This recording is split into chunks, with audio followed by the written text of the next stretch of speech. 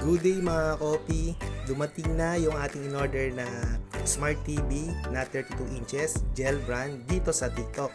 Kahapon lang natin to in-order at dumating agad ngayon. So ito, samahan nyo akong mag-unbox, tanggalin sa balot. Unang napansin ko, maayos yung packaging kahit ang delivery is sa motor lang, safe na safe siya kasi may kahoy. So ito, tatanggalin natin muna ito para mahugot itong box ng TV. Martilyo, kailangan natin ayun, so madali lang naman hulutin.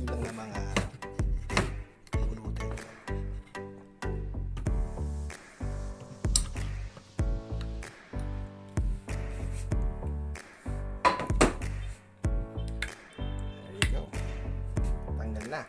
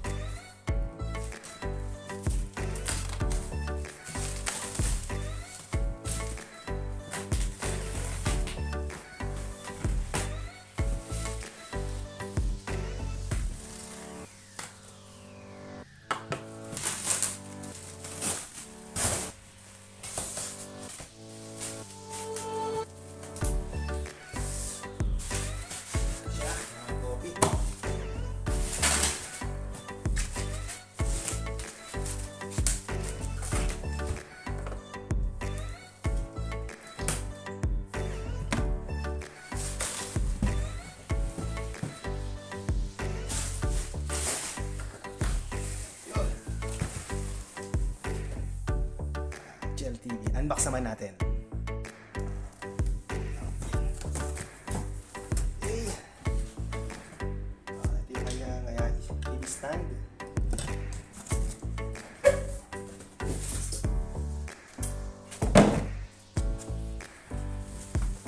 And remote. Check natin kung may battery. Dapat meron yung kasama.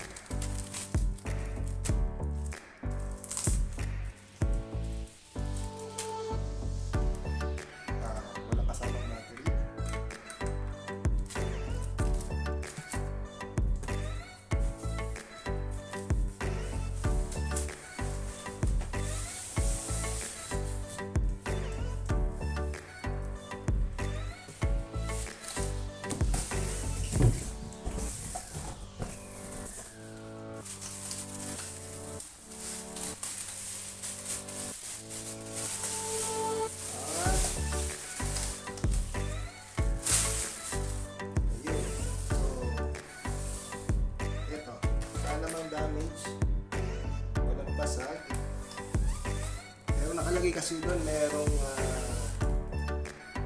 pre-wall bracket, pero walang kasama, wala siyang wall bracket na kasama.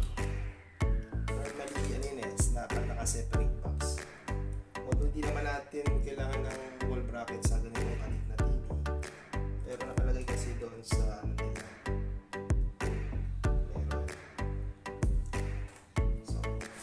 Siya, copy.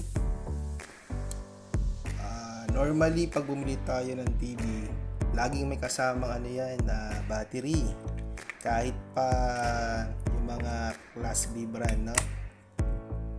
So, ito wala. So, buti lang meron tayong spare. Sana gumana.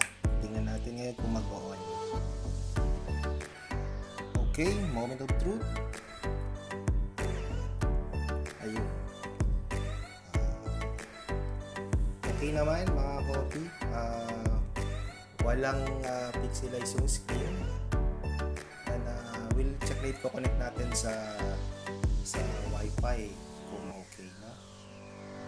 Anyway, what do not expect so much kasi napakamura nito mga copy. For only 5,000 pesos meron na tayong Smart TV. So kayo, nasa inyo yun. I'm also sharing kung saan ito nabili sa yellow basket below. Check nyo na lang sa may gusto. Pero sa akin, goods na to. 5,000 pesos. May Smart TV ka. 32 inches. Okay na rin. Let's review. So, yung kanyang manual, wala naman tayong halos makitang kakaibang instruction dito. At halos walang laman. And, nakalagay dito gel LED TV. Pero, again, mga copy, Smart TV naman siya. And also, yung kanilang marketing sinasabing Japan technology or made in Japan is actually made in China.